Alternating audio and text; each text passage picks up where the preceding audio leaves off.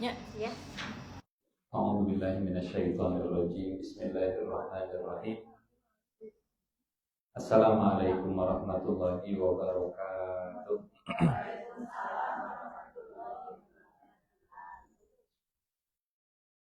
Alhamdulillahirabbil alamin wa bihi nasta'inu ala umuri dunya waddin.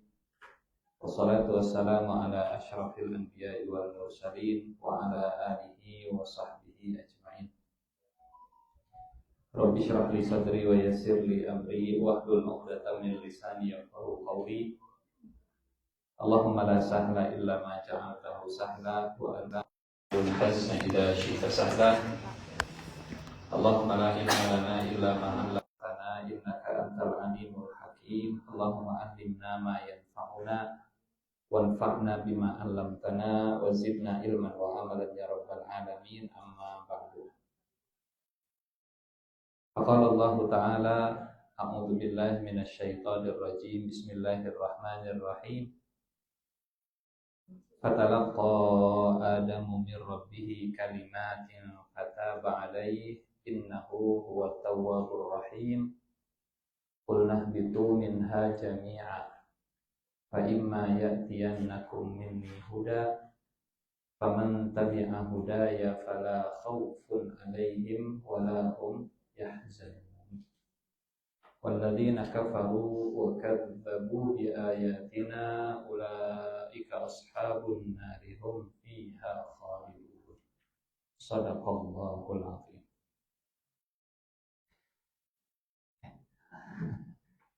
Bapak Ibu, alhamdulillah pagi hari ini kita kembali dikumpulkan di rumah Allah di taman surga di majelis ilmu. Mudah-mudahan kita diberi ilmu yang bermanfaat dan semoga ayat-ayat yang kita tadabburi dimudahkan oleh Allah untuk diamalkan sebagai panduan sehari-hari kita. Masih tadabbur surat Al-Baqarah, terakhir ayat ke-36 tentang syaitan yang menggelincirkan Adam dan Hawa. Fa'azzallahuma syaitan. Dan kita sampaikan sebelumnya bagaimana cara syaitan menggelincirkan Adam Hawa. Insyaallah masih ada di catatannya ya. Dimulai dengan bisikan-bisikan halus, dimulai dengan was-was. Waswasalahuma syaitan liyubdiyalahuma ma wuriya anhuma min sawatihima.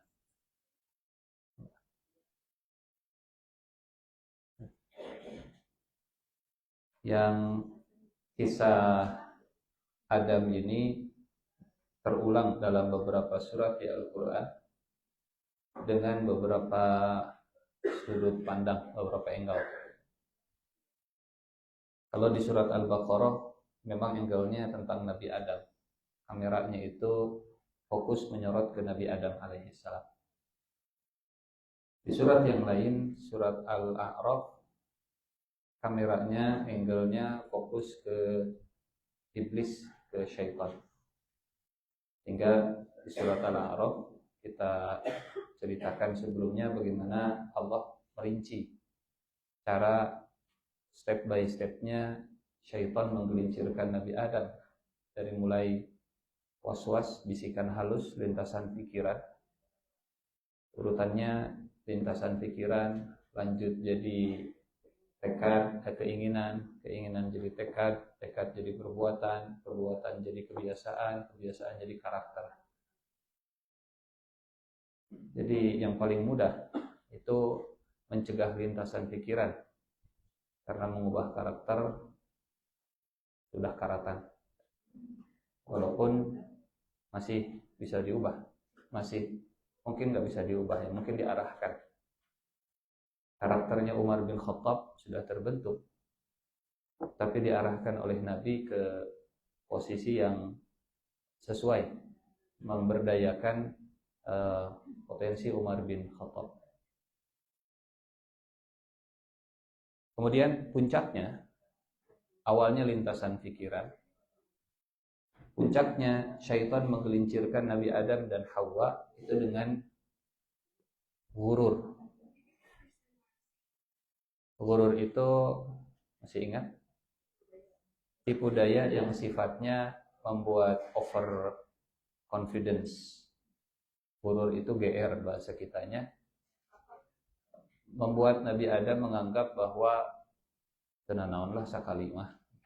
Ya Allah mah bageur ieu. Allah kan Maha Rahman, Rahim, Tawwab, pengampun, Ghafur, Ghafar, Ghafir, dan seterusnya. Namanya ghurur. Ghurur itu merasa gede rasa. Ya. Betul bahwa Allah itu pengampun, tapi ampunannya bukan untuk modal maksiat. Betul bahwa Allah itu penyayang, tapi penyayangnya bukan memotivasi berbuat dosa. Sebaliknya, Tawwabnya, Rahimnya, Ghafurnya justru modal untuk bebersih, bukan kotoran. Kalau kita punya mesin cuci yang bagus, nah lain cerita namanya. Kalau kita punya deterjen yang bagus, berani kotor itu baik, kata salah satu iklan. Berani kotor itu baik, kan ada tamada. Urusannya urusan material gitu, urusan materi. Tapi kalau urusan spiritual, ya Allah mah bageur, kayak tinggal tobat weh. Jangan coba-coba. Kita pernah cerita kakaknya Nabi Yusuf. Sudah ya? Yang depan ngangguk, yang belakang bengong. Kakaknya Nabi Yusuf sebelum lempar ke sumur, mereka gurur. Dan gururnya, nanti kita jadi orang soleh lah gampang. Ayo nama baledogkeun heula ke sumur, kita lempar dulu ke sumur, nanti setelah itu kita tobat. Namanya gurur. Jadi merencanakan taubat selaras bareng dengan merencanakan maksiat. Ayeuna orang korupsi heula, engke orang naik haji, gawe tobat nama di Mekah. Dan taubatnya tidak secepat rencananya. Jadi solehnya tidak langsung setelah dilempar ke sumur. Nggak langsung gitu, nggak setelah lempar ke sumur langsung astagfirullah baroya. Karena kemaksiatan itu kalau disengaja direncanakan pasti mengeraskan hati dan membuat mulut, hati, pikiran anti untuk taubat. Kapan mereka taubat? Kapan mereka insaf? Setelah kegep, kebongkar, ketahuan. Setelah ketemu dengan Nabi Yusuf dan kata Yusuf, saya Yusuf. Saya Yusuf. Oh, keringat. Sugante tos maut di sumur. Saya Yusuf. Mereka juga rada-rada percaya nggak percaya. Ainnaka la anta Yusuf. Apa sungguh benar engkau benar-benar? Ini dalam bahasa Arab pakai penegasan yang berulang. Inna, huruf taukid inna. La anta, la pendek. Kalau la panjang artinya tidak ya. La artinya tidak. Tapi kalau la pendek artinya sungguh benar-benar. Inna artinya sungguh benar-benar. La pendek artinya sungguh benar-benar. Innaka la anta Yusuf. Serius ya Yusuf? Anda benar-benar Yusuf? Asli? Sumpah? Ini Allah. Langsung enggak. Innaka la anta Yusuf. Baru setelah itu mereka mengakui dosa dan kesalahan. Dari Yusuf dilempar ke sumur sampai mereka ketemu Yusuf yang asli, Yusuf yang dewasa, itu jaraknya puluhan tahun. Ada yang mengatakan menyebut angka sampai 40 tahun. Memang Al-Quran tidak nyebut, hadis juga tidak ada. Mungkin itu sumbernya dari Israiliyat, mungkin dari Taurat, mungkin dari Injil.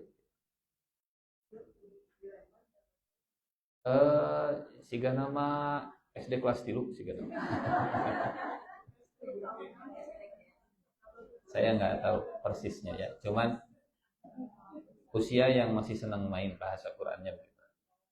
Kata kakak-kakaknya, Pak, ke Nabi Yakub, Pak, cik atulah Yusuf teh izinkan main, biar kami yang menjaga.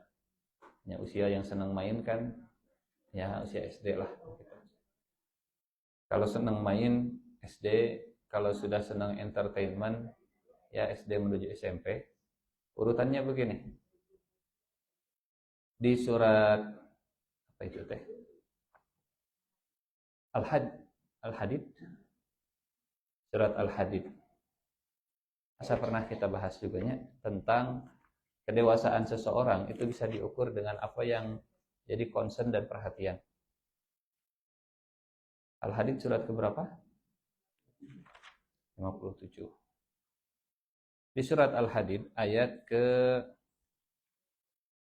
22. Ayat ke-20, maaf. Surat Al-Hadid, surat 57, ayat ke-20. Allah mengurutkan, membuat urutan tentang kebutuhan psikologis seseorang. Jadi, usianya tidak disebut, tapi kebutuhan psikologisnya yang disebut. Ketahuilah bahwa kehidupan dunia itu hanyalah permainan, senda gurau, perhiasan, saling berbangga, saling berlomba dalam kekayaan dan keturunan. Ada berapa yang disebut? 6.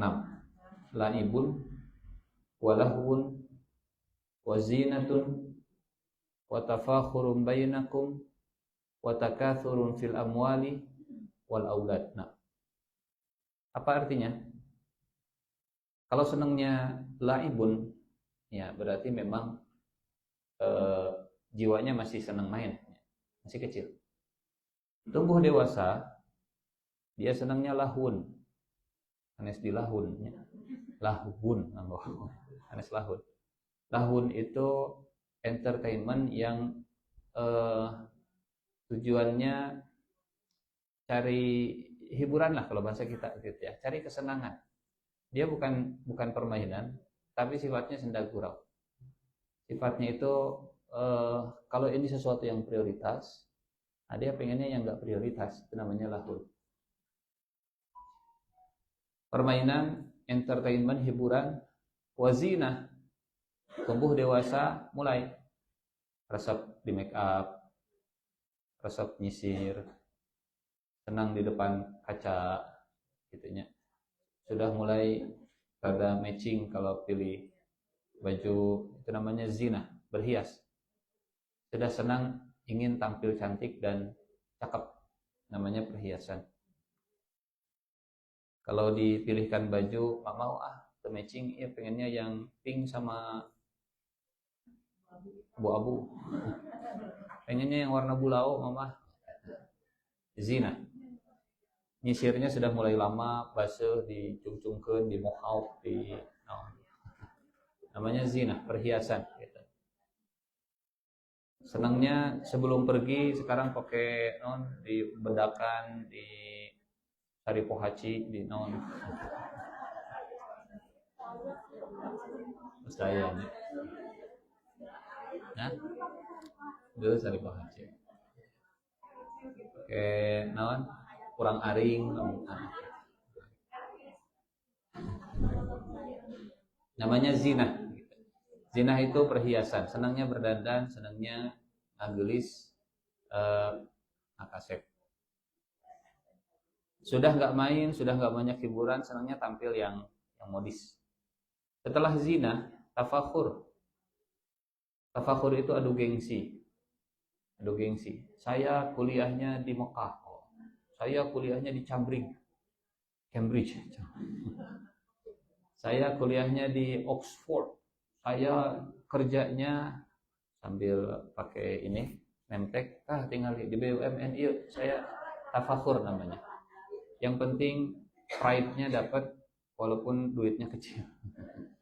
Tafakur namanya, berbangga-bangga. Jadi dia sudah nggak peduli lagi dengan penampilan. Sekarang yang dia banggakan, yang dia butuhkan adalah kebanggaan.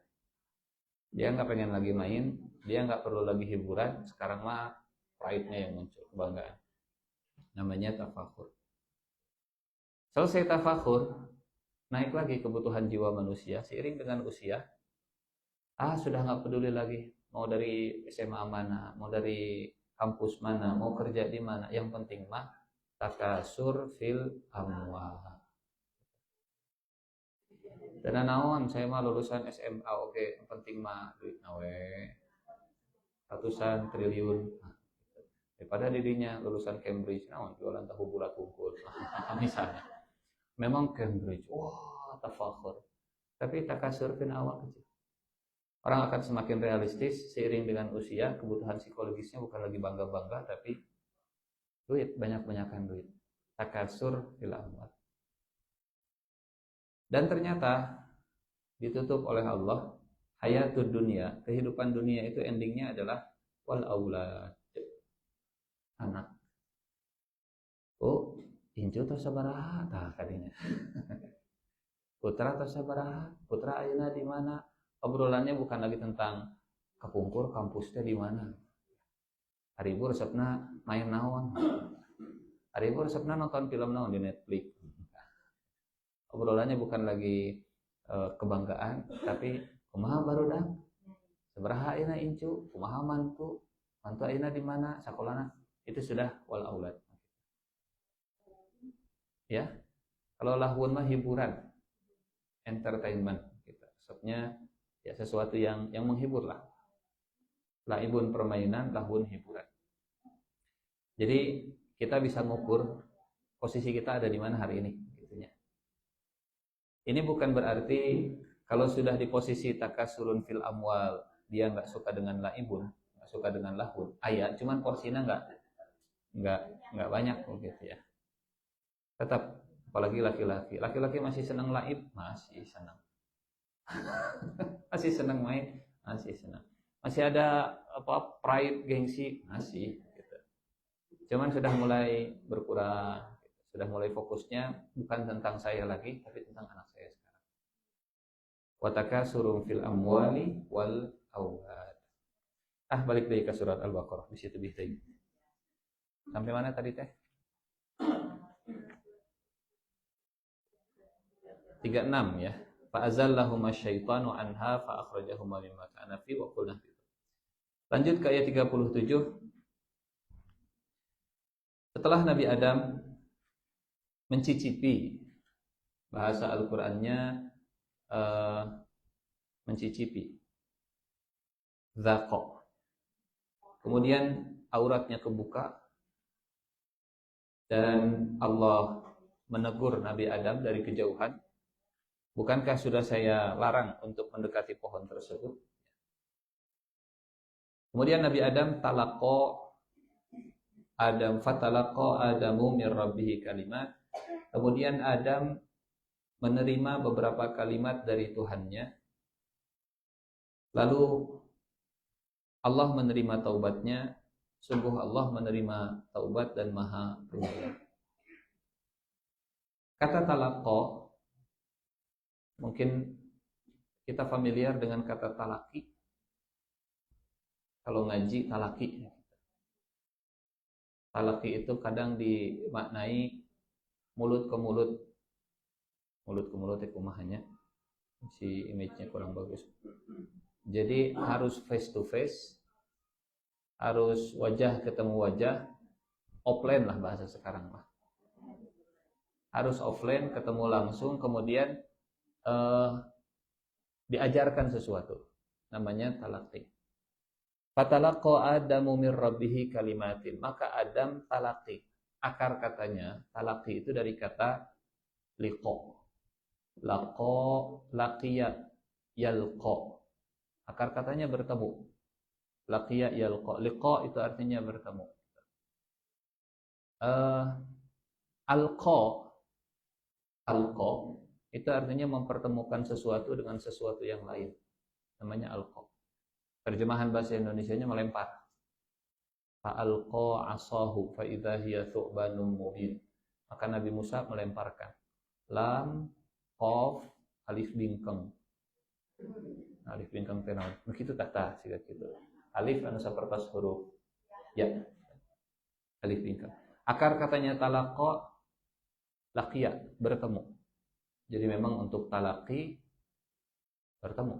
Untuk talaqi itu face to face, offline, dari mulut ke mulut langsung. Dan memang pengajaran yang paling efektif, efisien ketemu langsung. Face to face langsung. Bisa pakai Zoom, bisa. Cuman kan ya suasananya juga beda lah pakai Zoom gitunya. Auranya lain gitu. Kadang kaluhur nama kieu lupa ka anak nama cukup. Jadi dikira. Hah? Moal di bejaan.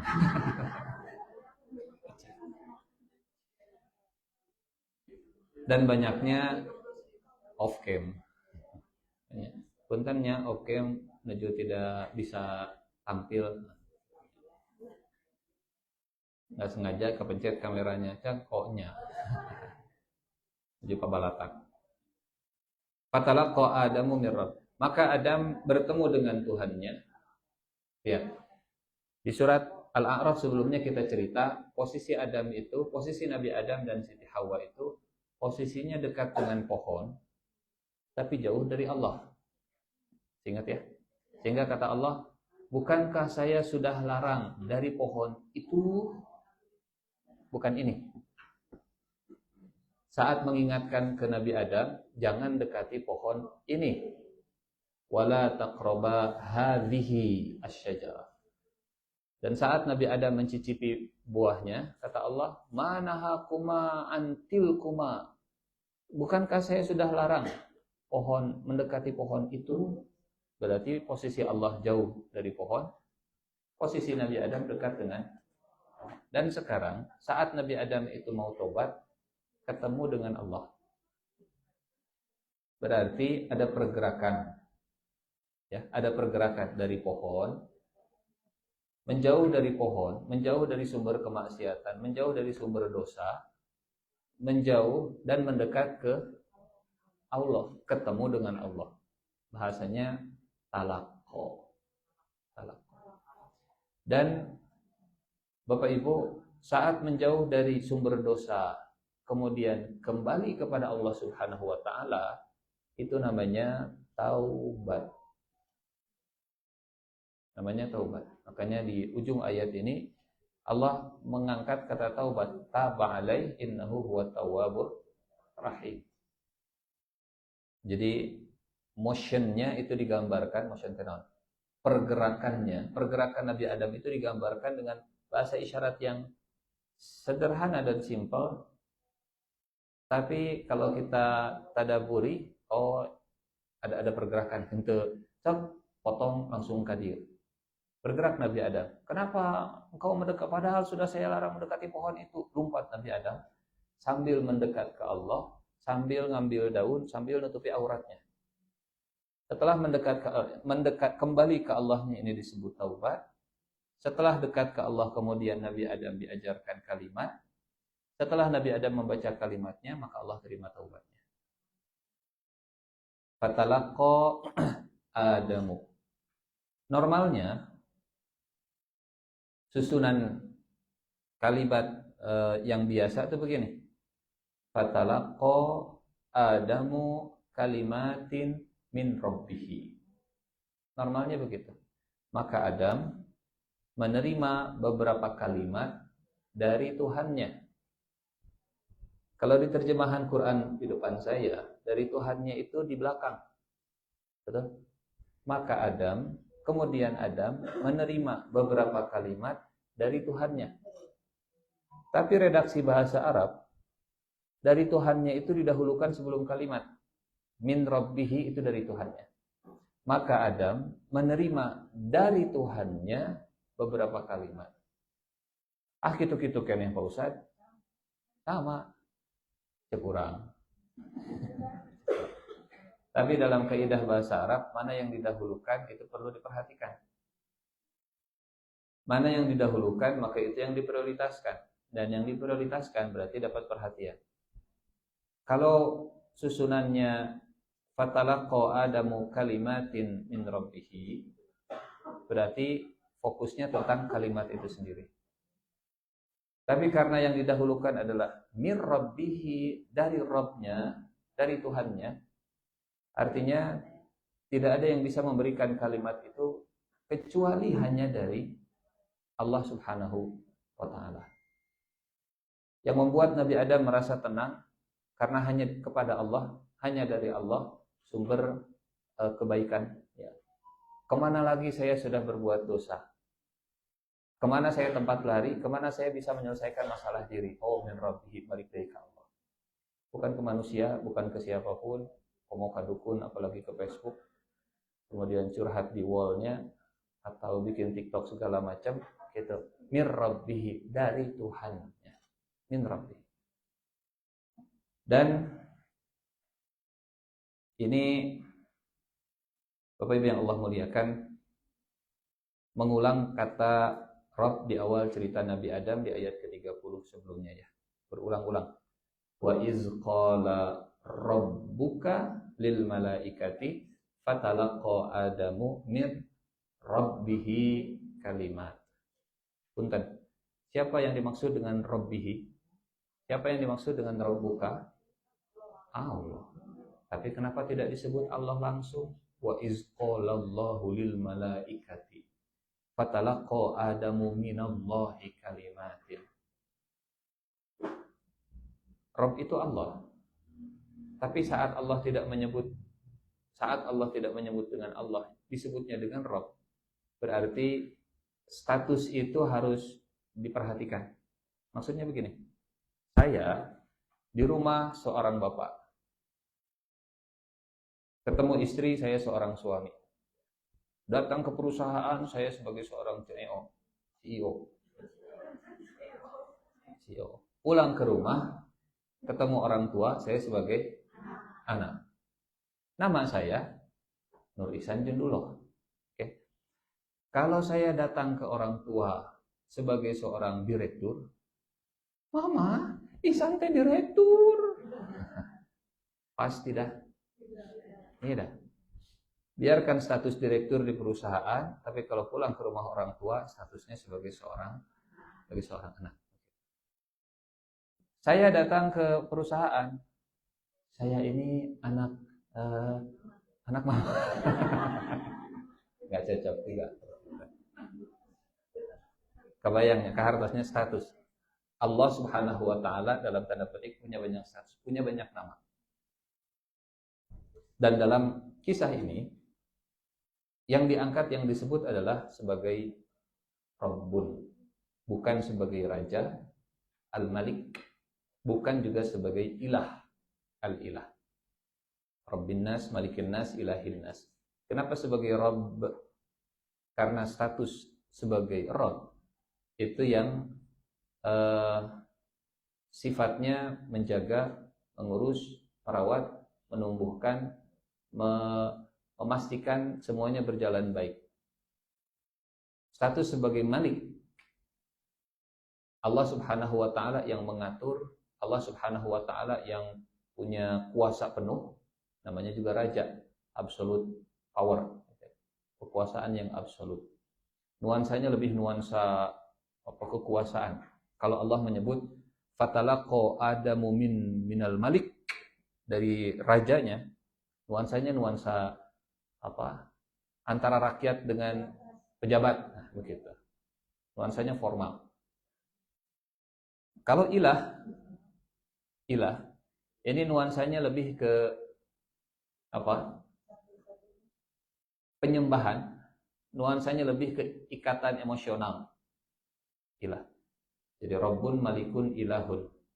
Rabb yang ngurus, yang ngejaga, yang ngerawat, Malikun itu yang bikin aturan, Ilahun itu tempat untuk kembali, Ilahun itu tempat menambatkan hati dan perasaan dan seterusnya.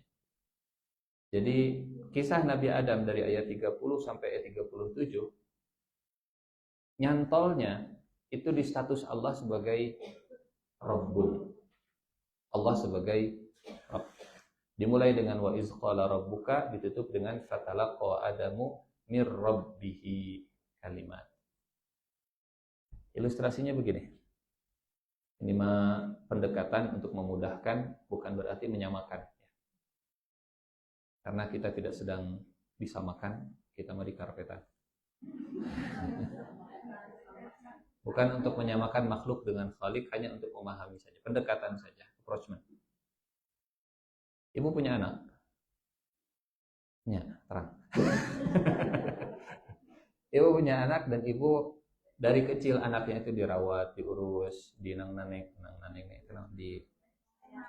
dimanja, ditimang-timang begitu. Semua urusannya diperhatikan.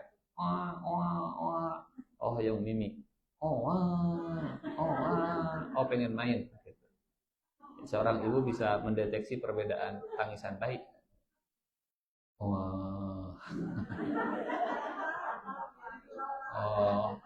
Pampasnya sudah penuh.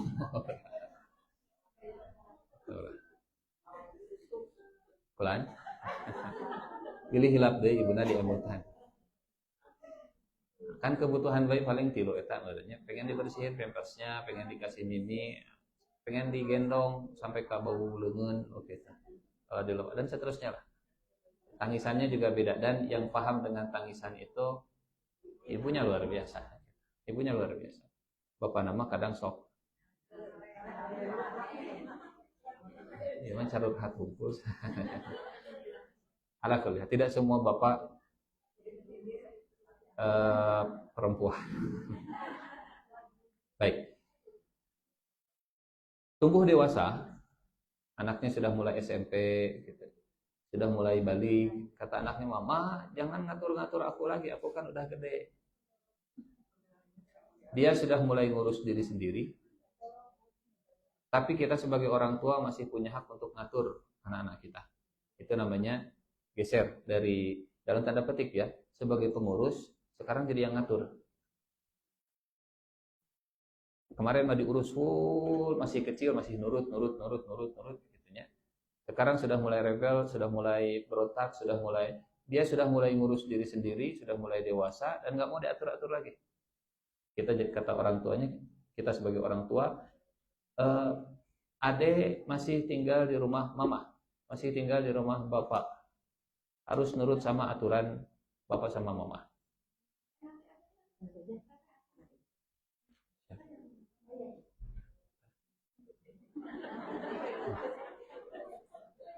Biasanya pendek 10 menit deh Ustaz, itu rada panjang. Nah, baik. Nah, tadi teh hilap deui kala.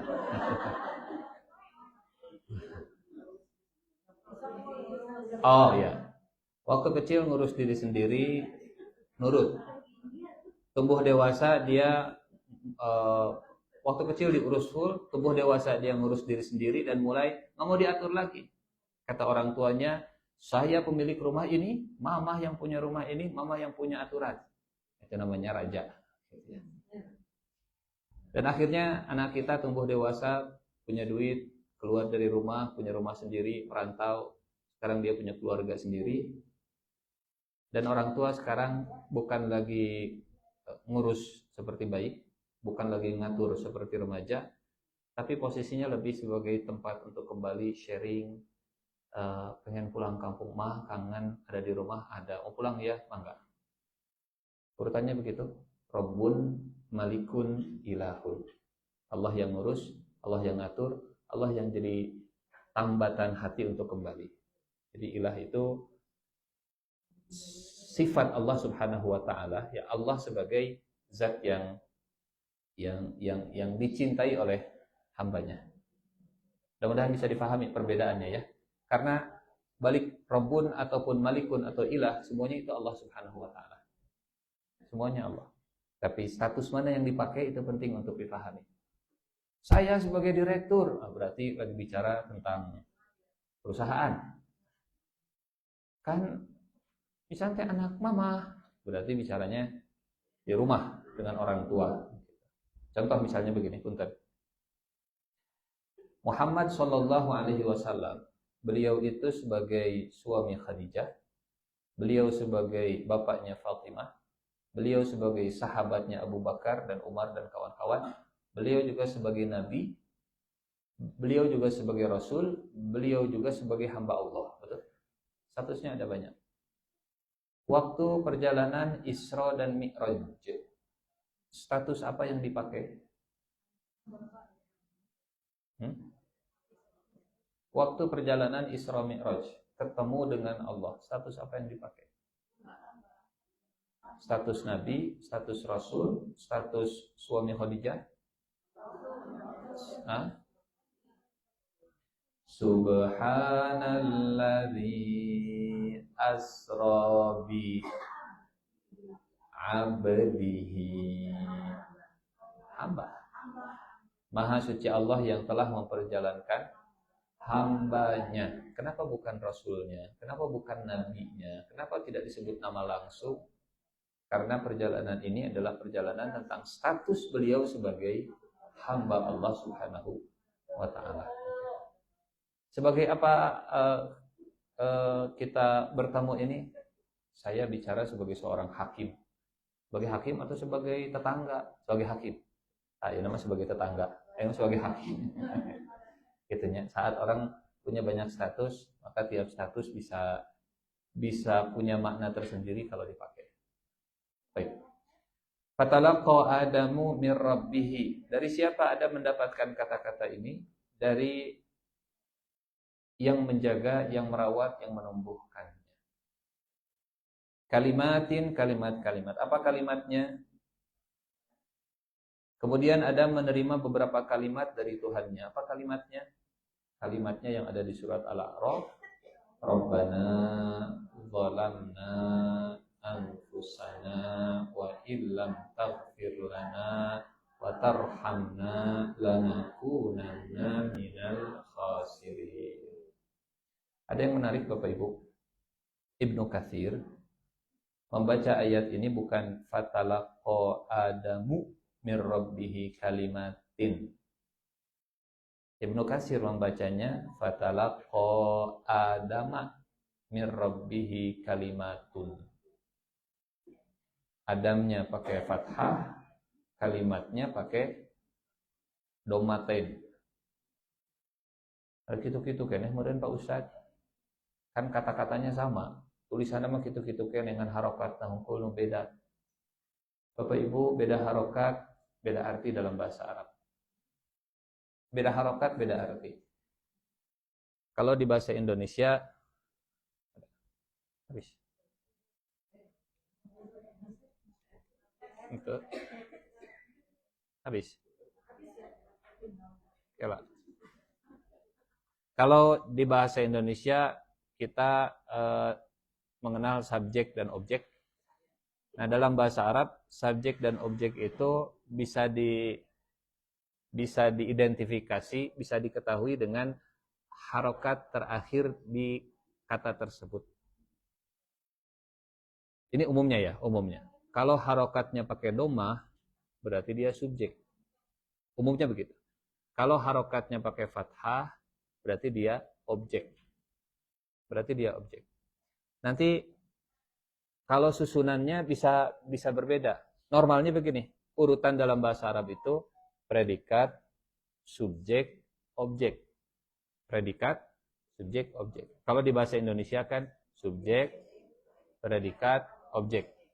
Di bahasa Arab predikat, subjek, objek. Nah, urutan bisa predikat, objek, subjek. Kalau kita nggak teliti melihat harokatnya. Contoh di masih surat Al-Baqarah ayat ke wa idzibtala Ibrahima rabbuhu bikalimatin fa'atammahunna. Kisah Nabi Ibrahim alaihissalam. Dan ingatlah Mana kisah Nabi Ibrahim teh? Ayat 124. Ayat 124 surat Al-Baqarah. Wa idzibtala Ibrahima rabbuhu. Kalau ketukar harokatnya bisa ketukar nanti artinya. Kalau dibacanya wa idzibtala Ibrahimu rabbahu, itu artinya jadi kebalik. Dan ingatlah ketika Ibrahim menguji Tuhannya. Padahal susunannya begini. Ibtala itu predikat, Ibrahima itu objek, rabbuhu itu subjek. Tapi ditukar di sini. Normalnya gimana? Posisinya. Siap. Normalnya predikat subjek objek. PSO, predikat subjek objek.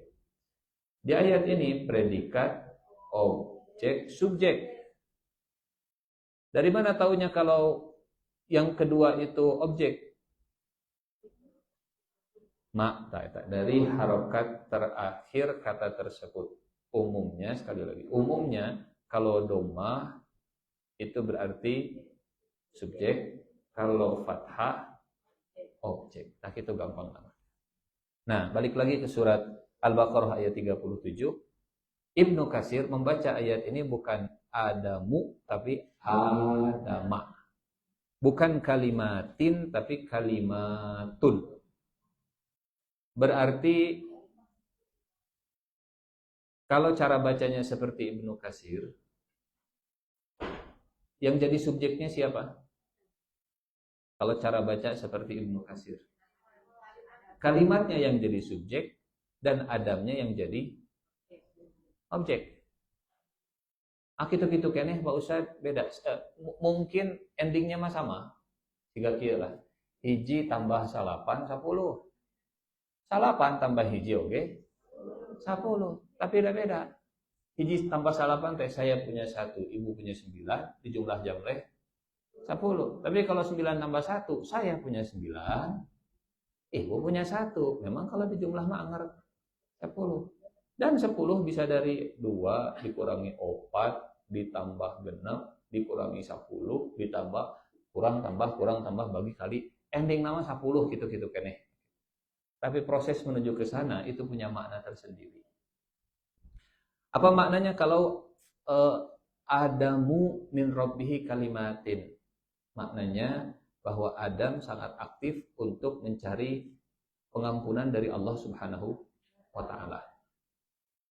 Maka Adam, ya, yang aktifnya yang jadi subjeknya itu adalah Adam. Tapi kalau Adam yang jadi objek, maka kalimat itulah yang kemudian datang kepada Adam sebagai bentuk rahimnya Allah Subhanahu wa taala, kasih sayangnya Allah Subhanahu wa taala.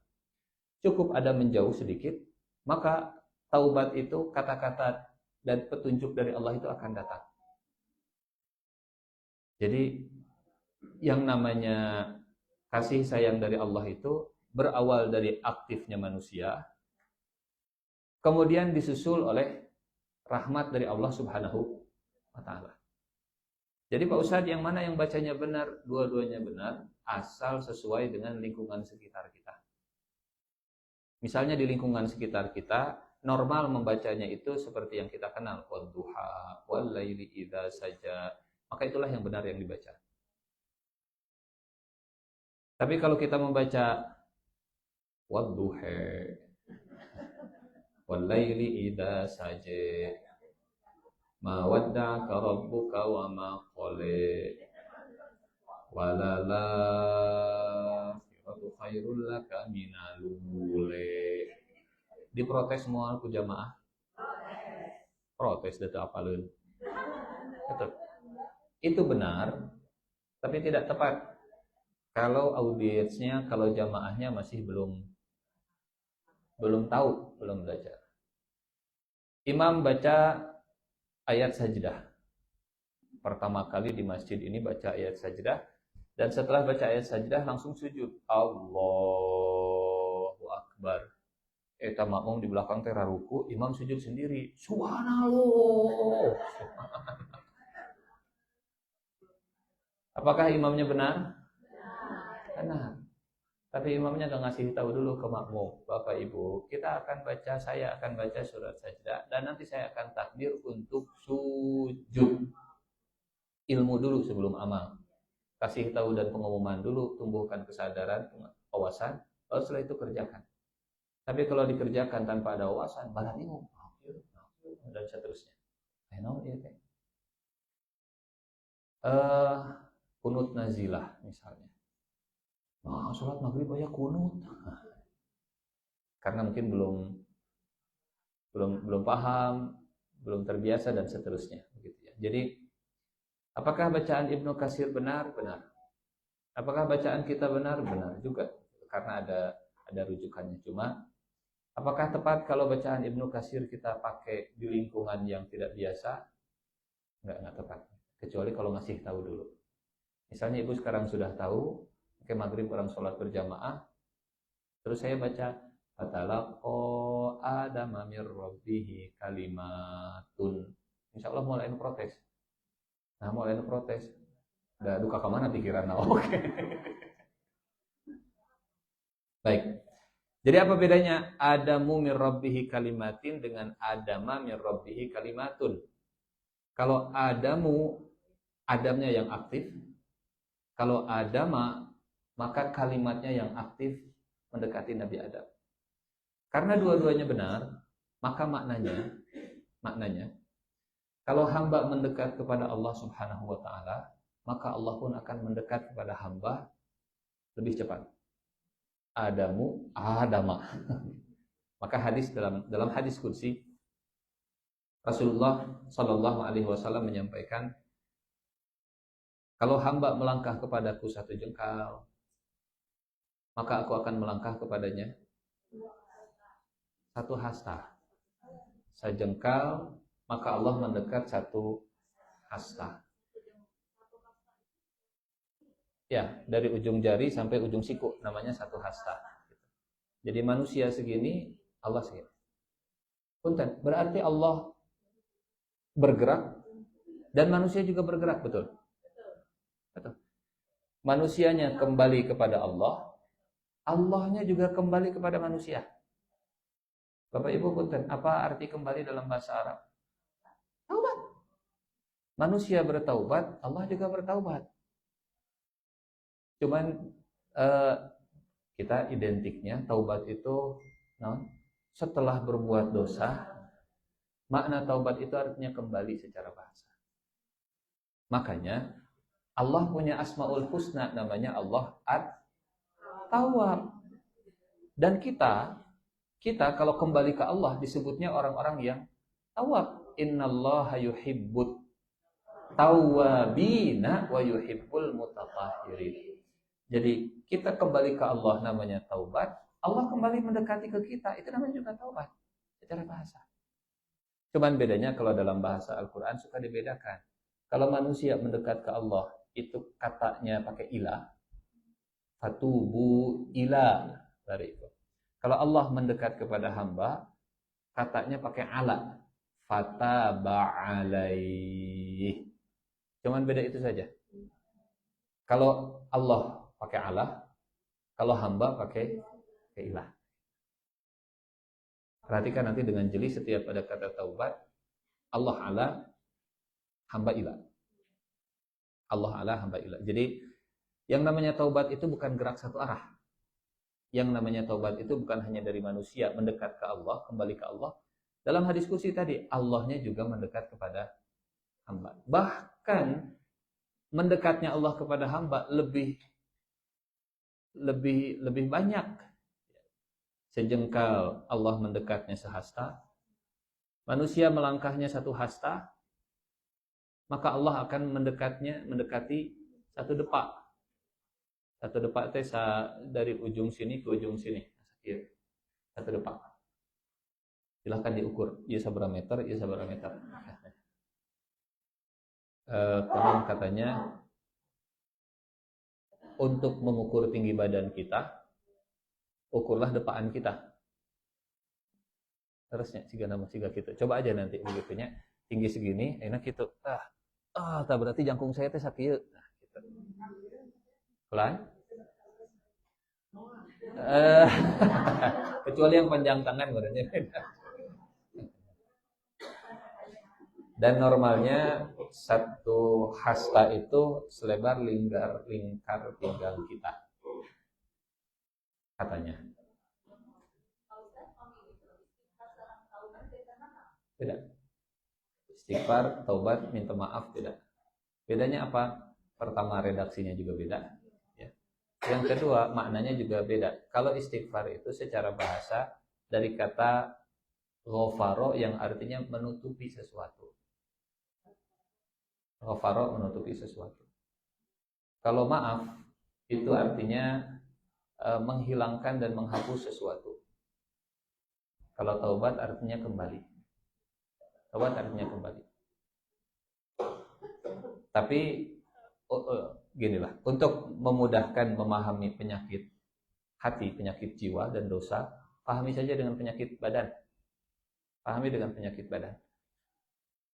Ada penyakit yang atau luka kecil itu nanti juga sembuh lah. Ada luka yang memang lama pengobatannya dan lama penyembuhannya dan bisa meninggalkan jejak bekas. Ada sakit kulit misalnya begitu ya. Lama penyembuhannya dan sudah sembuh masih meninggalkan jejak dan bekas. Sembuh alhamdulillah, tapi ada bekas. Nah, minta disembuhkan itu namanya maghfirah, minta dihilangkan bekasnya itu namanya maaf. Ini memudahkan pendekatan saja gitu pemahamannya. Ya Allah, jangan sampai bekas dan jejak dosa saya kelihatan sama orang lain, efeknya masih kelihatan. Maafkan saya. Maaf itu menghapus jejaknya, membersihkan. Ya Allah, saya setelah melahirkan jadi ayah singkayong, ya selulit nah begitu. Ya Allah, hapuskanlah jejak ini. Ya Allah, saya dulu pernah jarang cuci muka, jadi sekarang jerawatan, sembuhkanlah ya Allah jerawatan saya. Menyembuhkan dari penyakit namanya maghfirah. Dan yang namanya istighfar, yang namanya minta ampun, itu bukan astagfirullahaladzim beres. Nah, kadang cara Allah mengampuni kita itu dengan memberikan obat yang pahit sampai akhirnya penyakit itu keluar dari kita. Jadi minta diampuni itu untuk memudahkan, seperti minta diobati oleh Allah. Ya Allah, saya punya penyakit dosa. Tolong sembuhkan saya dari penyakit ini. Astagfirullahaladzim, astagfirullahaladzim. Maka Allah akan menempatkan kita pada situasi dan kondisi yang akhirnya penyakit itu lepas dari kita. Tapi bekasnya masih ada. Ya Allah, saya sakit, COVID, batuk wae, sembuhkan saya ya Allah. Sembuh. Tapi efeknya masih ada.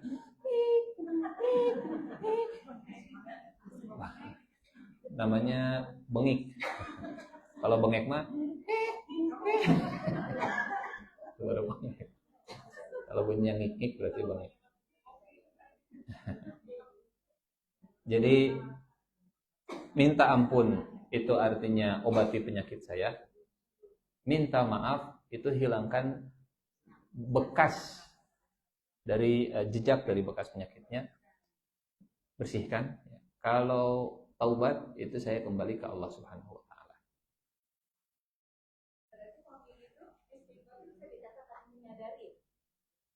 Betul. Karena orang nggak akan minta ampun kalau dia nggak sadar dia berbuat dosa. Pasti. Orang nggak akan mandi kalau dia nggak sadar kalau dia itu bau. Kang, ini bakal tuh naon gitu bau. Itulah. Wah, nggak akan. Pengobatan itu dimulai dari kesadaran kalau dia berpenyakit. Punten, ya.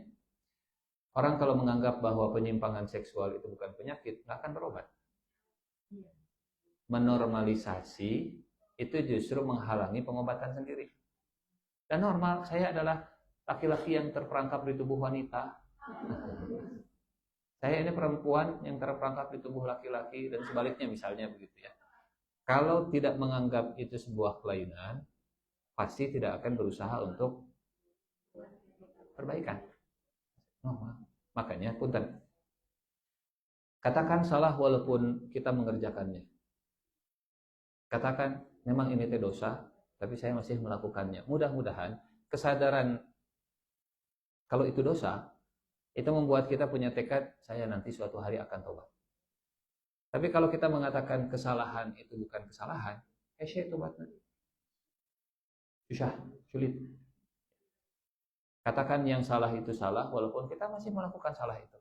Dan katakan yang benar itu benar, walaupun kita belum bisa mengerjakan kebenaran itu. Memang no benar teh, Bapak eta teh. Tapi ya saya masih belum bisa mengerjakannya. Itu lebih baik, dan itu lebih fair, dan itu lebih dekat dengan taubat. Itu lebih dekat dengan hidayah. Jadi kebenaran tidak diukur dengan saya. Kebenaran mah kebenaran, saya mah saya. Sampai mana tadi teh? Taubat. Kalau sejengkal maka Allah mendekat sehasta. Kalau sehasta maka Allah akan mendekat sedepa. Kalau berjalan melangkah maka Allah akan harwalah berlari. Taba, taba. Tawwab, tawwab. Manusia tawwab disukai oleh Allah, dan Allah juga tawwab. Karena ini kembali lagi. Jadi resiprok ya, bukan satu arah. Satu arah teh siga kieu. Puntennya punya. Ya mah contoh untuk memudahkan. Suaminya salah ke istrinya, dan suaminya berusaha untuk terus mendekat ke istrinya. Tapi istrinya atau sebaliknya, istrinya salah ke suaminya, dan istrinya berusaha mendekat ke suaminya, ingin balik lagi, tapi suaminya kudu teuing. Misalnya. Tapi kalau Allah sekali mengakui kesalahan dan mendekat, Allah akan mendekat kepada hamba lebih banyak. Jadi siapa yang paling sayang, manusia atau Allah? Manusia mah kadang suka mempersulit begitunya. Kalau dia sudah mau mendekat dan minta maaf, tapi biar kamu merasakan dulu, dibuat menderita dulu. Padahal sudah saya minta maaf. Waduh, air mata buaya kamu ini. Tapi lihat kata fa, huruf fa. Fatalaqa Adamu min rabbih kalimatin fa taba alaihi. Apa artinya fa? Maka dengan cepat eta. Kalau summa ada jeda waktu. Fatalaqa Adamu min rabbih kalimatin fataba alaihi. Saat kita mengucapkan Rabbana zalamna anfusana wa illam, saat itu juga Allah dengan cepat ya. Tidak ditunda-tunda, tidak semudah itu pergusyo kehlaan. Langsung saat itu juga. Kumabu. Betul, take and give. Memang dari ya manusia resiprok lah dua-duanya gitunya. Bukan cuma satu pihak dan pihak yang lain diam saja, tapi dua-duanya saling mendekat, bahkan Allah lebih jauh mendekatnya. Fatalaqa Adamu min rabbih kalimatin fataba alaihi. Maka Bapak Ibu yang saya muliakan, menggambarkan Allah itu jangan menggambarkan Tuhan yang mengerikan. Jangan digambarkan dengan Tuhan. Betul bahwa Allah siksanya itu amat pedih. Tapi buat siapa? Itu bukan setting defaultnya, nggak begitu. Masih ingat dulu kita surat Al-Fatihahnya pernah menyampaikan bahwa Allah adalah yang merajai di hari pembalasan. Maliki yaumiddin. Tapi tunggu. Baca satu ayat sebelumnya, sebelum melanjutkan ayat berikutnya. Ar-Rahmanir Rahim Maliki yaumiddin. Yang maha pengasih, yang maha penyayang, yang merajai hari pembalasan. Jadi siapa yang merajai hari pembalasan? Yang maha pengasih, yang maha penyayang. Jangan dipisahkan antara ayat sebelumnya dengan ayat setelahnya, karena Al-Quran itu satu mata rantai yang tak boleh diputus. Walaupun dia bisa berdiri sendiri, tapi untuk memahami lebih utuh, baca ayat sebelumnya. Yang maha pengasih, yang maha penyayang, yang merajai hari pembalasan. Dibalas memang, tapi dibalasnya itu dengan kasih sayang. Maka kalau ada yang masuk neraka, kalau ada yang disiksa, itu bukan karena Allahnya benci, bukan karena Allahnya bukan Da Allah mati ditunasi kita enggak. Ar-Rahmanir Rahim Maliki Yaumiddin. Seringlah kita menyampaikan ya cara Allah menghitung poin pahala dan dosa. Masih ingat ya Bu ya? Kalau hitungan pahala kalau hitungan dosa niat berbuat jahat belum dicatat. Niat berbuat jahat dan dikerjakan dicatatnya cuma 1. Niat berbuat baik sudah dicatat 1. Niat berbuat baik dan dikerjakan dicatatnya bisa 10, bisa 700, dan bisa tidak terhingga. Jadi admin amal soleh, malaikat pencatat yang mencatat bagian administrasi tentang catatan amal solehnya, admin bahasa kita mah begitunya, mencatat berbuat buruk, deret apa kalau malaikat pencatat keburukan mah hiji, deret ukur hiji. Tapi malaikat pencatat kebaikan itu deretnya eksponensial, deret hitung begitu. 10, orang ada gede mah 700.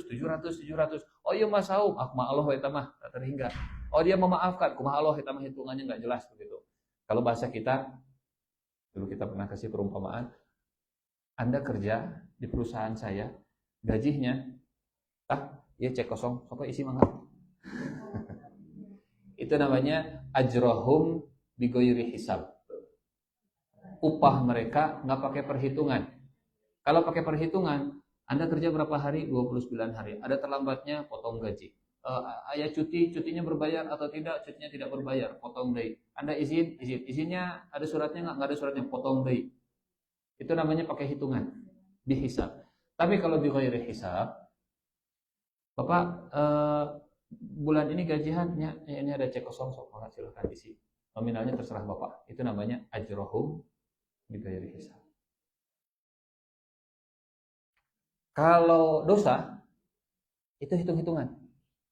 Oh, dia mengerjakan dosa ini karena terpaksa. Diangkat penana. Jangan dicatat, dah kapaksa. Kapaksa. 3 kondisi malaikat itu akan mencatat pena. Yang pertama orang yang dipaksa. Dipaksa itu dan dianya nggak mau begitu. Hari dipaksa, alhamdulillah, untung dipaksa. Tahu contohnya apa? Contohnya Nabi Yusuf. Ya Allah, da ieu mah ku atasan saya dipiwara. Da tos dikunci kamarna ya Allah, kumaha deui da kapaksa ya Allah. Jadi dipaksa itu dianya nggak mau. Dan tidak berlebihan. Contoh, makan babi. Kepaksa di padang pasir. Sebenarnya mah nggak mau ieu teh. Pas dicoba, enak geuningan. Deui. Itu sudah tidak kepaksa lagi. Kepaksa itu ada unsur ghairi adin baghin wala adin. Dia tidak mau dan dia juga tidak berlebihan. Yang kedua, malaikat pencatat keburukan itu akan mengangkat pena kalau lupa. Hilap. Lalai lupa begitu, enggak ingat, nyanya hilap. Ini yang kedua. Lagi saum, nyanya hilap. Nyanya bisa. Sampai ingat berhenti. Sampai ingat berhenti. Nyanya hilap teu acan salat. Salat saat itu juga, saat ingat salat. Jadi malaikat enggak akan mencatat lamun urang mah kieu. Si eta teh salat. Ya Allah, tidak salat. Memang zuhur kelewat, waktu masuk asar sudah masuk, teu salat si eta. Oh, teu salat. Tapi karena lupa, jangan dulu dicatat. Tapi kalau sudah ingat dan nggak sholat juga, heula kapaksa atau henteu misalnya teh. Kapaksana kumaha? Kapaksana karena dia lagi badannya kotor, penuh najis, begitu. Dia nggak ketemu air dan seterusnya. Ya Allah, saya teh ingat can sholat tapi dah kabala takir bajuna, heula anak. Kaompolan, misalnya ibu lagi perjalanan, kaompolan sama cucu sama kiraku sama bapak nanya. Sama cucu misalnya jibrek di jalan macet di MBZ. Ingat, oh nya saya teh belum sholat. Masuk waktu asar. Aduh, kumaha ieu teh. Nah, itu kepaksa nggak bisa sholat karena masih najis.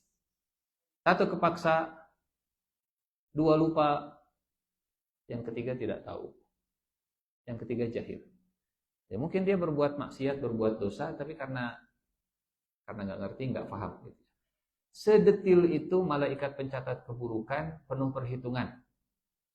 Sementara malaikat pencatat kebaikan mah 10. Maka orang yang paling celaka itu orang yang satunya jauh lebih banyak daripada 10, 700 dan tidak terhingga. Ar-Rahmanir Rahim Maliki Yaumiddin. Fatalaqa Adamu min rabbih kalimatin fa. Dari huruf fa kita belajar bahwa Allah itu sangat senang merespon hambanya yang kembali. Fa itu cepat. Ya Allah, saya minta ampun, siap, saya akan balik lagi. Ya Allah, balikan deui-nya, siap, balikan deui. Ya Allah, ke nol deui, siap, ke nol deui. Gitu.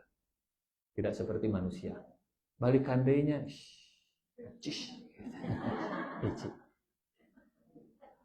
Fata ba'd harara yang teuing. Fa ya. Fa itu cepat sekali. Fata ba'alai.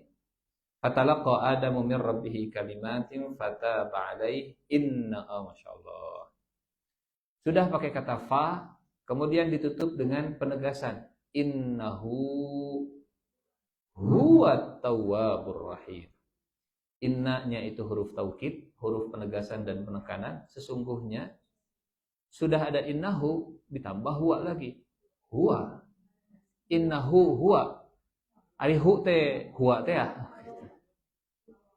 Sesungguhnya dialah yang maha penerima taubat dan maha penyayang. Innahu huwa tawwabur rahim. Masyaallah. Lanjut. Ayat deui. Qulna bitu minha jami'a. Kami berfirman. Kita sudah bahas ya, kapan Allah menggunakan kata ganti jamak dan kapan Allah menggunakan kata ganti tunggal.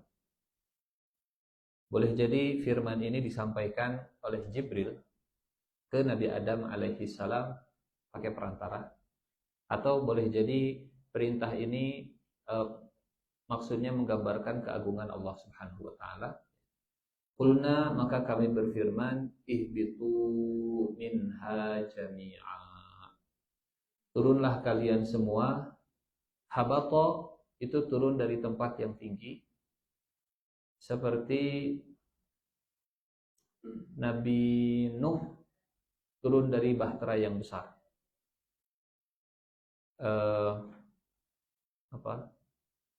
Cerita Nabi Nuh teh? Wastawat alal judi wa qila bu'dan lil qaumil zalim wa qila bisalamin minna wa barakatin alaih. Jadi turun dari tempat yang tinggi ke bawah pakai kata habata. Pesawat landing bahasa Arabnya hubut. Landing itu hubut. Nanti kalau umroh, kalau ke bandara gitu. Landing bahasa Arabnya ha ba waw ta, hubutun. Gambaran Nabi Adam saat landing ke bumi. Ihbitu minha jami'a. Turun dengan selamat, turun dari namanya juga turunnya dari yang tinggi ke bawah. Qulna ihbitu minha jami'a. Turunnya bareng-bareng. Punten. Turunnya Nabi Adam ke bumi sudah diterima taubatnya atau belum? Clear ya? Paham sampai sini? Bahwa Nabi Adam turun ke bumi itu tidak di posisi yang masih punya dosa. Nabi Adam memulai kehidupan di dunia itu bukan membawa dosa kemudian diwariskan ke anak cucunya. Tidak ada dosa warisan. Nabi Adam memulai hidup di dunia itu sudah ditaubati oleh Allah, sudah diterima, sudah diampuni oleh Allah Subhanahu wa taala. Dan ini yang menjadi perbedaan konsep kisah Nabi Adam dalam Islam dengan di agama yang lain. Di agama Kristen mereka menganggap bahwa Adam itu membawa dosa warisan. Judul mereka original sin. Ya. Dan siapa yang membersihkan dosa-dosa ini? Isa. Maka Isa kemudian mati di tiang gantungan untuk menebus semua kesalahan manusia. Kalau bahasa kita konsepnya Isa ngasih syafaat. Konsep syafaat yang kebablasan itu terjadi di orang-orang Kristen. Jadi tenang, ada Isa yang darahnya itu sudah membersihkan dosa-dosa kita. Jadi orang kumaha berbuat dosa tenang. Nah, jangan sampai umat Islam terperangkap dalam syafaat yang memaknai syafaat yang berlebihan. Nggak apa-apa kita dosanya banyak, nanti juga ada syafaat Nabi Muhammad. Bukan begitu. Konsep syafaat itu nggak begitu. Karena kalau konsep dan pemahamannya begitu, nah beda nanti dengan orang Kristen. Orang Kristen mah dosa kita sudah dicuci dengan darahnya Yesus. Urang mah nanti kita dosa-dosanya tenanan berbuat dosa. Ayat syafaat dari Nabi Muhammad Shallallahu Alaihi Wasallam. Syafaat itu dua syaratnya. Allahnya ridho ke kita dan Allahnya ngasih izin ke yang ngasih syafaatnya. Jadi kalau kitanya nggak disukai, kalau misalnya Allahnya nggak ridho, ya nggak dapat syafaat. Ilustrasinya begini. Kita pernah cerita surat rekomendasi ke perusahaan. Jadi saya punya perusahaan, ibu punya keponakan. Gitu. Kata keponakan ke ibu teh, Wak kan kenal ke Pak Ustadz, nya kumaha gitu. Asal hayang damel di perusahaan Pak Ustadz, kumaha gitu, nya pang nyarioskeun lah. Kasih surat rekomendasi, surat sakti. Ibu akhirnya nge-WA ke saya, Pak Ustadz, kumaha? Mana we aya lowongan pekerjaan di perusahaan Pak Ustadz? Oh aya. Iya, kalarasan aya keponakan hayang damel. Oh mangga, nyungkeun atuh CP-na. CV. Nyungkeun CV-na. Setelah saya baca CV-nya, nah ini mah SD kene. Dan contoh namanya tekakok. SD kene. Sementara pekerjaannya butuh kualifikasi S3 misalnya di bidang teknik. Ini karena dia punya semangat kerja yang tinggi. Saya dekat dengan ibu dekat dengan saya. Tapi karena saya melihat CV-nya aduh, termasuk iya mah. Maka saya nggak akan saya menolak syafaat ibu untuk dia.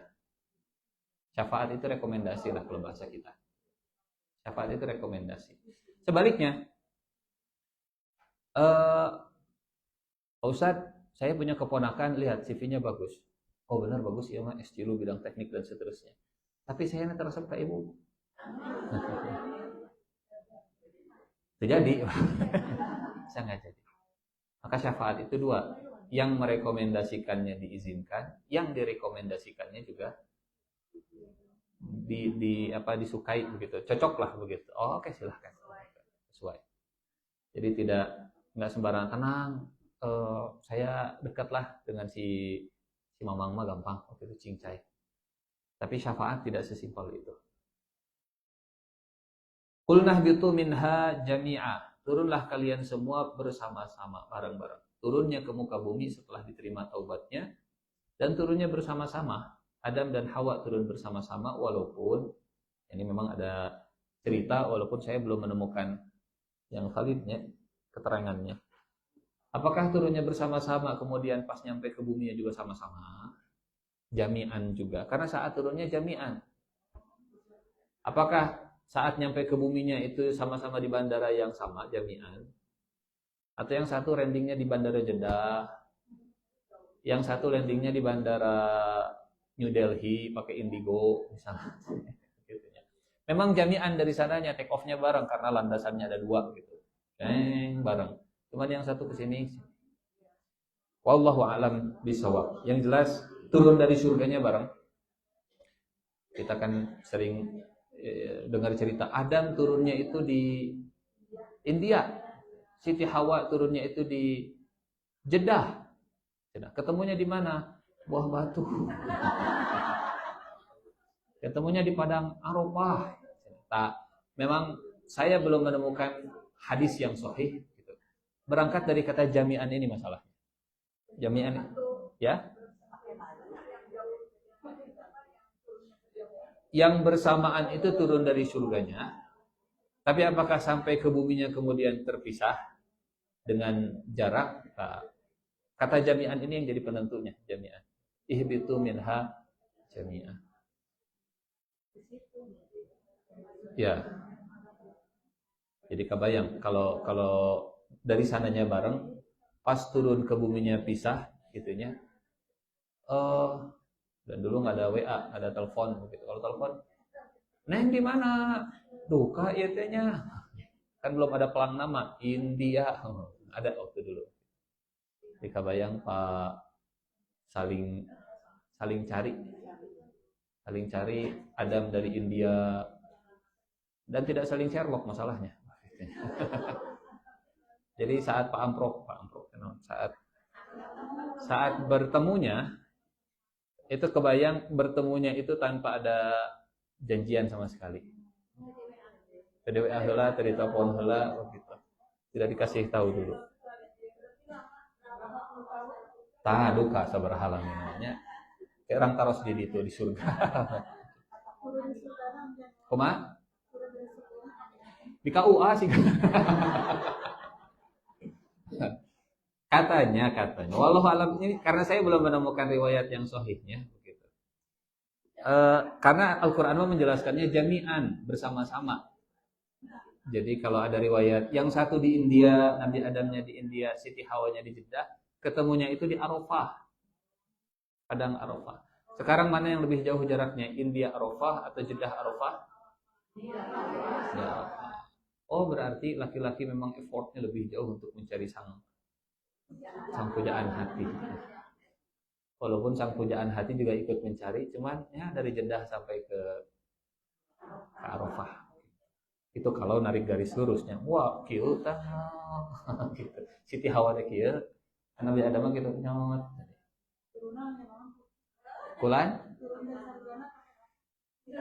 Namanya. Allah. Gimana?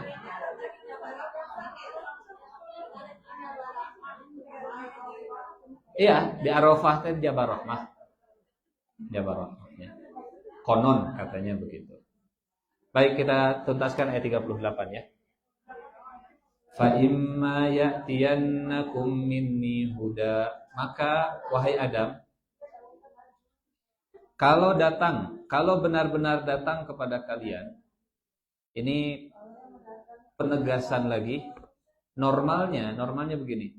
Fa in ya'ti hudan, fa in ya'tiya hudan. Ditambah ma itu sebagai huruf penegasannya. Normalnya fa in ya'tikum hudan. Kalau ini fa imma ya'tiyannakum minni hudan. Normalnya fa in ya'tiyakum hudan minni. Kalau ini ditambah, dan jika benar-benar sungguh telah datang dariku petunjuk, tidak ada lagi petunjuk kecuali dari Allah Subhanahu wa ta'ala. Dan hudannya umum, bukan al-huda, bukan definitif, tapi hudan umum. Hudannya bisa beragam. Bisa dari fitrah, asa teu nyaman saya, itu juga hudan. Oke. Nah, manuk teh siga kitunya, itu juga hudan. Contoh, waktu burung gagak berantem. Waktu Qabil membunuh Habil, ya, Qabil membunuh Habil, dan ini mayat manusia pertama. Nabi Adamnya masih hidup, karena kalau Nabi Adam sudah mati, pasti Allah akan ngasih tahu caranya bagaimana menguburkan orang yang sudah mati. Jadi saat Qabil membunuh Habil, ieu teh kudu dikumahakeun bangke teh, mayat manusia, jenazah teh, kemana-mana dipikul, digendong, dan Allah dengan kasih sayangnya memudahkan Qabil dan sayangnya kepada Habil supaya jasadnya ini terjaga, kirim apa? Burung japati, gagak. Faba'atsallahu ghuraban yabhatsu fil ardi liyuriyahu kaifa yuwari sawata akhi. Burung gagak berantem kemudian sampai mati, dan yang mati ini dikubur di korehan tanahnya, kemudian dikubur. Itu hudan, petunjuk. Jadi nyari petunjuk di semua tempat. Bisa yang dari dalam namanya fitrah, bisa yang dari akal namanya insting begitunya. Bisa yang dari Al-Qur'an ini jelas petunjuk dari Allah, bisa dari kejadian-kejadian. Kejadian di alam, oh siga kieu, oh itu petunjuk dari Allah juga. Cuma tujuannya bukan untuk berprasangka buruk atau merasa sial. Karena ada orang yang pakai bungkus, ini petunjuk dari alam, tapi membuat dia jauh dari Allah dan berprasangka buruk kepada Allah. Ada petunjuk. Aya nu meninggal misalnya teh. Kupu-kupu datang. Kok. Oh, aya tamu nu bade nambut artos. Petunjuk. Nah, jadi bukan petunjuk seperti ini yang dimaksud oleh Allah Subhanahu wa taala. Gitu ya. Petunjuk yang membuat kita kembali lagi kepada Allah Subhanahu wa taala. Maka jika benar-benar telah akan datang kepada kalian dariku petunjuk, maka barang siapa yang mengikutinya, faman tabi'ah hudaya. Betul, ada ya-nya. Padahal sebelumnya Allah menyebut hudan, sekarang hudaya. Artinya, apapun yang terjadi, apapun kejadian itu petunjuk aku. Hudaya. Ya-nya kepada Allah, ya-nya kepada Allah Subhanahu wa taala. Jadi kayak asa enggak nyaman, perasaan teh ini petunjuk dari Allah Subhanahu wa taala.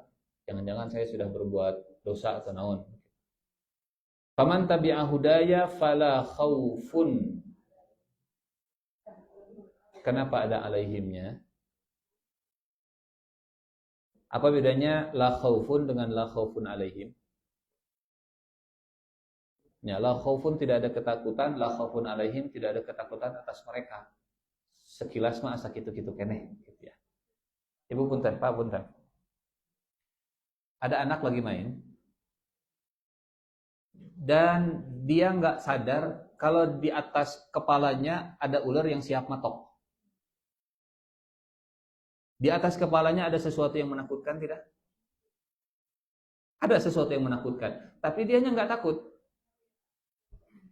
Dianya nggak takut. Itu namanya la khaufun. La khaufun.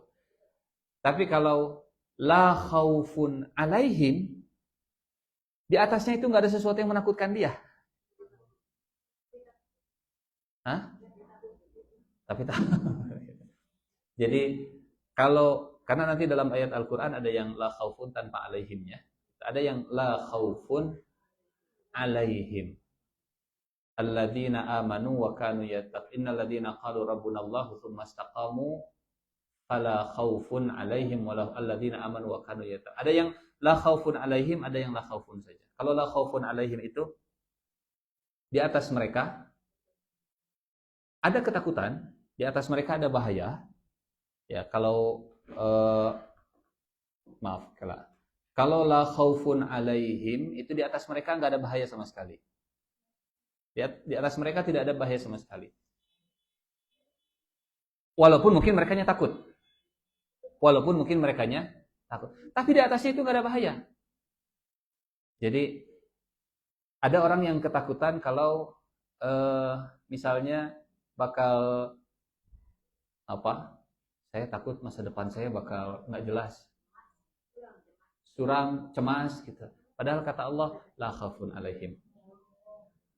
La khaufun alaihim. Jadi di atas mereka itu nggak ada ketakutan sama sekali. Walaupun mungkin merekanya sendiri rada takut. Tapi kalau fala khaufun, merekanya tidak takut. Merekanya tidak takut. Paham ya perbedaannya antara la khaufun alaihim dan dengan wala khaufun. Kalau la khaufun alaihim, nggak ada ancaman sama sekali di atas mereka, walaupun mungkin mereka merasa takut dan terancam. Tapi kata Allah, enggak. Di atas kamu tuh, di depan kamu tuh nggak ada ancaman sama sekali. Tapi ya Allah, ya sudah, ikuti saja petunjuk dari saya ya. Kalau kamu mengikuti petunjuk dari saya, di depan kamu itu nggak ada ancaman, walaupun kamu melihatnya sebagai ancaman. Tapi kalau la khaufun, mereka sama sekali tidak merasakan ketakutan. Masih bingung? Lumayan. Kalau la khaufun itu merekanya yang tidak takut. Kalau la khaufun alaihim itu tidak ada ketakutan di atas mereka. Nggak ada bahaya sama sekali. Tapi mungkin merekanya takut. Jadi, Bu, pokoknya mah jangan khawatir kalau Ibu bisnis dengan saya, ini bisnisnya sudah proven, bisnisnya sudah terbukti, insya Allah untung, walaupun untungnya setahun 10.000. Tapi ayah untungnya insya Allah mau rugi, walaupun untungnya 10.000. Ibu silahkan investasi ke saya 10 miliar. Insya Allah tidak rugi. Tapi untungnya saya tidak menjanjikan yang banyak. Ya 1 juta lah gitu. 1 juta mah ya wae. Tapi ibunya cemas. Waduh, mau rugi sama sekali. Saya jamin nggak akan ada kerugian. Jadi kalau kalimatnya la khaufun alaihim, mungkin ada ketakutan, padahal aslinya tidak ada ancaman sama sekali. Tapi kalau kata-katanya la khaufun, mereka nggak takut sama sekali. La khaufun, mereka nggak takut. Kalau la khaufun alaihim, tidak ada ketakutan di atas mereka.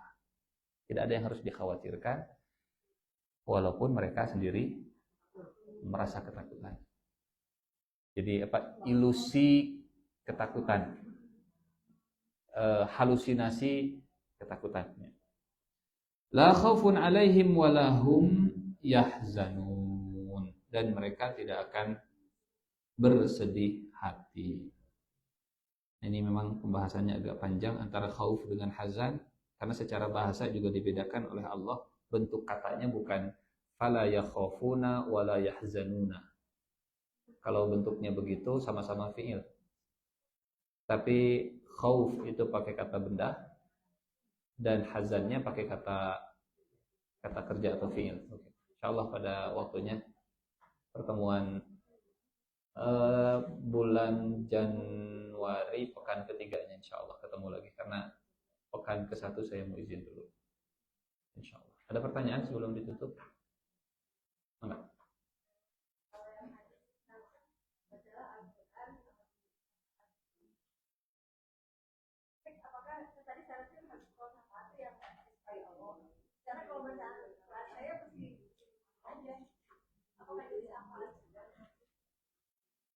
Baik. Kita mah berprasangka baik ke Allahnya. Kita berprasangka baik ke Allah.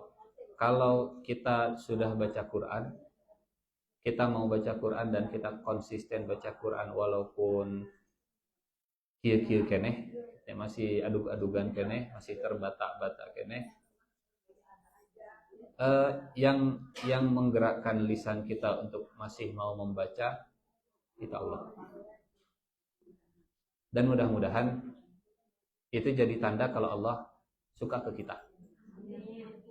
Karena tanda Allah suka ke hamba itu kalau hambanya dimudahkan untuk taqarrub terus, untuk mendekat, untuk ibadah terus begitunya. Dulu ada budak perempuan berdoa begini. Dan doanya didengar sama majikannya. Ya Allah, dengan cintamu kepadaku, maka masukkan aku ke dalam surga. Kata majikannya, bukan dengan cinta Allah kepadamu, tapi dengan cintamu kepada Allah. Tahu dari mana engkau kalau Allah mencintaimu? Kata budaknya, Tuan, kalau Allah tidak mencintaiku, Allah tidak akan memudahkanku untuk bangun tengah malam dan berdoa mendekat kepadanya. Betul, salah satu ciri Allah itu suka kepada hamba, kalau Allah memudahkan hamba untuk taat dan ibadah dan terus taqarrub. Asa digampangkeunnya hadir ke majelis ilmu teh, asa digampangkeunnya bade ngaos teh, asa digampangkeunnya bade sedekah teh, asa digampangkeun walaupun pas lagi ngaji masih ada yang ngaji nanti si Gopuri. Bismillahirrahmanirrahim.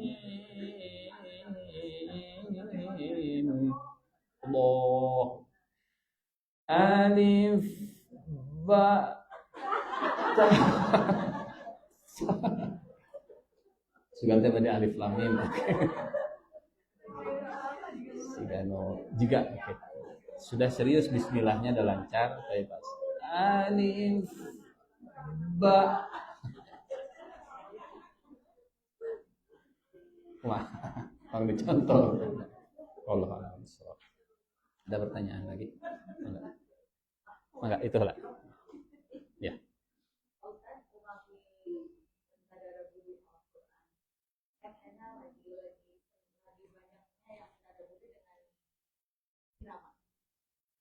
Kalau seandainya dibaca kita itu dramanya betul ya sesuai dengan arti. Kalau misalkan artinya memang kepagitan tapi iramanya bagus.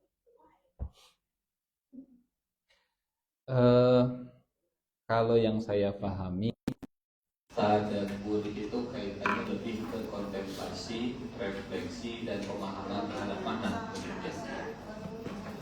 Kalau bacaan indah itu lebih ke qiraah, membaca. Jika dibacanya ternyata iramanya bagus tapi artinya sebetulnya salah. Karena apa namanya, cara baca packaging yang tidak boleh itu pemaknaan atau suasana hati, bergembira saat hatinya ya, bukan nadanya, hatinya bahkan mungkin ketawa-ketawa santai, padahal ayat yang dibaca ayat kiamat, misalnya ayat tentang neraka. Jadi kalau nada mah nggak masalah. Allah a'lam. Ustaz, izin, saya dulu mengalami COVID ya, COVID tahun 2021. Saya pasien terlama Ustaz. Saya tuh 2 kali anfal. Ketika saya anfal kedua itu, saya merasa sudah mau perasaan gitu ya. Itu saya ngebuka Al-Quran. Ini Al-Qurannya sebagai saksi Ustaz. Saya ngebuka Al-Quran, saya ngaji, saya baca Al-Quran, saya baca apa? Kulhu Ustaz. Kemudian saya minta sama Allah, ya Allah, kalau memang saya sepanjang umur, tolong memberikan jawabannya. Ketika saya buka Ustaz, ini Al-Jumar mengenai nyawa gitu Ustaz. Jadi saya teringat, jadi Allah yang memegang nyawa umatnya gitu Ustaz. Ketika saya buka itu, terbuka itu langsung Al-Jumar ayat 42 Ustaz. Nah itu atau sebagai syafaat atau apa ya? Atau memang sudah Allah menjawab semuanya gitu Ustaz? Iya, semua ayat dalam Al-Quran ini memang petunjuk dari Allah ya. Dan kalau saat membuka ternyata kita merasa benar-benar relax, klik, dan pas, itu betul-betul petunjuk. Itu betul-betul petunjuk dan dari Allah. Tapi metode seperti itu tidak bisa dipukul rata ke semua orang. Misal begini, saya kan Quran itu petunjuknya. Saya mau ngaji karena diminta ngaji pas pernikahan. Oh makasih. Bismillahirrahmanirrahim. At-talaqu ma'ruf. Bukan Quran. Misalnya seperti itu. Dan seterusnya lah. Kemarin ada itu. Ini mah asli. Bukan baca ayat itu, tapi qori'nya itu baca ayat pas lagi pernikahan. Surat An-Nisa. Apa surat An-Nisa yang awal-awal? Betul, ya. Saya nggak nyangka kalau dia akan melanjutkan ayat 1, 2 dan seterusnya. Biasanya ayat 3 hukum. Ayat 3 hukum. Innallaha kana 'alaikum raqiba. Lanjut ke surat Ar-Rum. Bismillahirrahmanirrahim. Wa min ayat. Ya mari teruskan. Wah, mantap ya. Teruskan sampai ayat keempatnya dibaca, sampai ayat ketiganya juga dibaca. Iya, yang boleh 1, 2, 3. Fankihu ma qabalakum minan nisa'i masna wa thulatha. Saya Saya tidak melihat saya. Lampu hijau. Petunjuk. Korina gitu. Asli bulan kemarin di Masjid An-Nur, di Masjid PL apa? Iya, di Ciater. Ciater. PT Inti ya? PT Inti betul, PT Inti.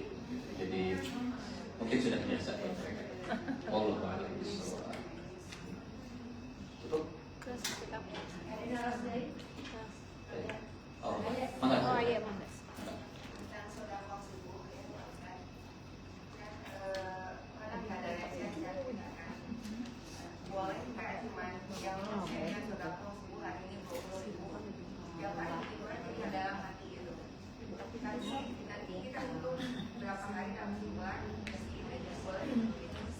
Ya, ada satu cara yang ini supaya kitanya tidak lupa. Ibu menyiapkan kencreng di rumah. Kita masukkan 20.000 nak kena kencreng. Iya. Nanti Kalau sudah akhir bulan itu kasihin kencrengnya. Itu juga bisa seperti itu. Karena itu bagian dari niat iman. Dan masih nggak apa. saya kira itu jauh lebih meringankan, ya. Walaupun niat seperti tadi juga nggak ada salahnya ya. Ya Allah, nanti kalau saya ada uangnya, misal kalau ibu masih ada uangnya 20.000 ya, punya insya Allah. Karena tidak ada recehnya. Jangankan begitu ini. Kesananya rumah. Ya Allah, saya pengen sodako 20 juta, tapi akhirnya nang ayah 2.000 ya Allah. Kalau saya punya uang 50 juta ya Allah, saya janji saya akan infak 20 juta. Boleh tak begitu? Itu saja boleh. Apalagi itu saja boleh. Jadi ya Allah, saya belum punya uang enak, tapi saya niat, saya berjanji kalau saya ada rezeki nanti akhir bulan, niatnya akhir bulan saya akan infak pas gaji nanti 200.000. Saya dengan ayat 2.000 ya Allah, kewal akhir bulan. Niatnya sudah ada, dan niat itulah yang tercatat pahalanya oleh Allah Subhanahu wa taala. Oleh malaikat sudah dicatat. Makanya yang terakhir harus sebagai penutup. Menjelang bulan Ramadan, kita niatkan dari sekarang amal apa saja yang akan saya lakukan nanti di bulan Ramadan. Karena gagal merencanakan sama dengan merencanakan kegagalan. Dan nilai rencana itu nilai pahala. Pahala itu ada dalam rencana. Seandainya punten meninggal sebelum Ramadan, rencananya sudah jadi pahala. Betul? Rencananya sudah jadi pahala, apalagi kalau bukan sekedar wacana, tapi rencana. Ada wacana mau ini rencana makan. Saya nanti setiap bulan saya pengen nyumbang sekian. Oh, berarti sekarang saya harus menyiapkan dana sekian. Saya nanti bulan Ramadan pengen ngaji setiap harinya 1 juz. Dia satu di ayeuna heula itu dilatih. Jadi tidak ada yang salah saat kita meniatkan untuk sedekah saat duitnya belum ada kan. Tadi ibu mah karena tidak ada receh. Dibalik. Karena 100.000 oke itu. Udah saya kumpul. Maka boleh nggak saling ya apalagi kalau LDR gitu kan masing-masing sodako gitu kan tanpa saling ngasih tahu, tapi bagaimana dengan pahalanya? tergantung pengelolaan keuangannya, karena mungkin setiap rumah tangga bisa beda-beda gitu.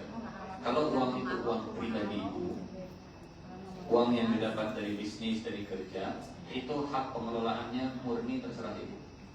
Mau menyumbang ke orang tua, mau ke siapapun bebas. Tapi kalau kita punya uang, ibu punya uang dari suami, dan pembagiannya begini, Ma, bapak nggak gaji bapak itu sebulan 8 komanya, 18 koma. Gaji bapak sebulan itu 80. Bapak ngambil 10 buat pribadi, ibu silakan ngambil 10 buat pribadi, nanti 60 buat keluarga.